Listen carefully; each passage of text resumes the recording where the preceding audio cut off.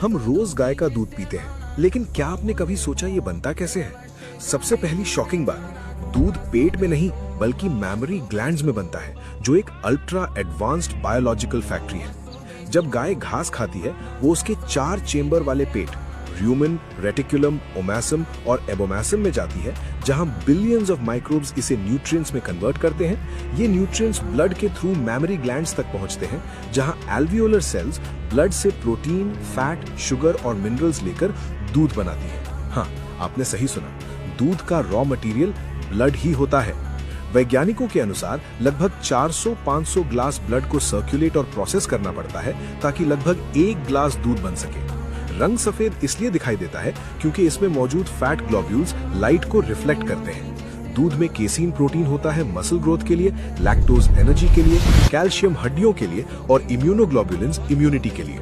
ये सिस्टम करीब 200 million years पहले इवॉल्व हुआ, जब मैमल्स ने अपने न्यूबॉर्न्स को सर्वाइव कराने के लिए मिल्क सिक्रीशन सिस्टम डेवलप किया।